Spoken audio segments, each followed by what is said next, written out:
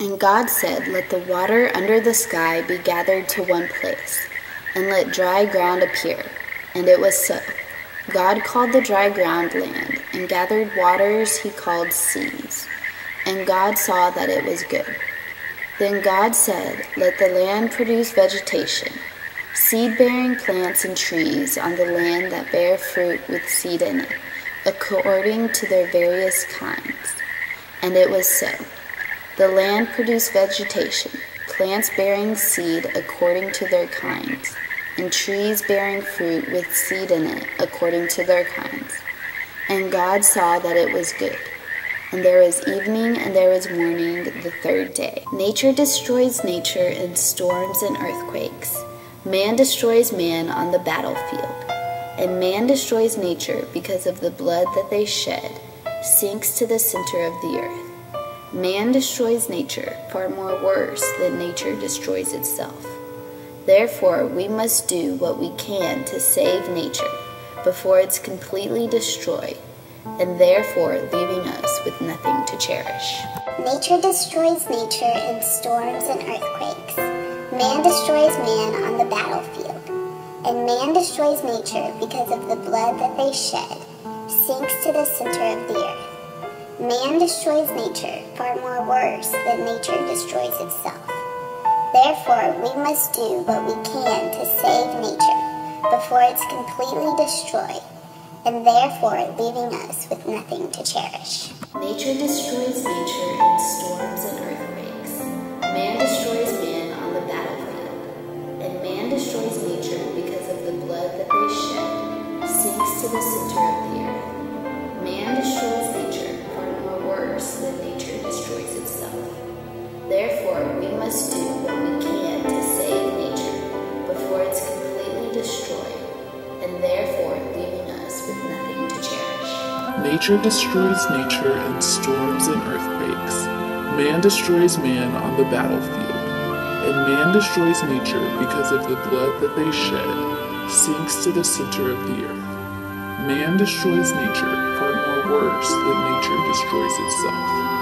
Therefore, we must do what we can to save nature before it's completely destroyed, and therefore leaving us with nothing to cherish. Nature destroys nature in storms and earthquakes. Man destroys man on the battlefield. And man destroys nature because of the blood that they shed, sinks to the center of the earth. Man destroys nature far more worse than nature destroys itself. Therefore, we must do what we can to save nature before it's completely destroyed, and therefore leaving us with nothing to cherish. Nature destroys nature in storms and earthquakes. Man destroys man on the battlefield. And man destroys nature because of the blood that they shed, sinks to the center of the earth. Man destroys nature far more worse than nature destroys itself. Therefore, we must do what we can to save nature before it's completely destroyed, and therefore leaving us with nothing to cherish. And God said, "Let the water teem with living creatures, and let birds fly above the earth across the vault of the sky." So God created the great creatures of the sea and every living thing with which the water teems, and that moves about in it, according to their kinds, and every winged bird according to its kind. And God saw that it was good. God blessed them and said, "Be fruitful and increase in number, and fill the water in the seas, and let the birds increase on the earth." And there was evening and there was morning the fifth day. And God said, "Let the land produce living creatures according to their kinds, the livestock, the creatures that move along the ground, and the wild animals, each according to its kind." And it was so. God made the wild animals according to their kinds, the livestock according to their kinds, and all the creatures that move along the ground according to their kinds. And God saw that it was good.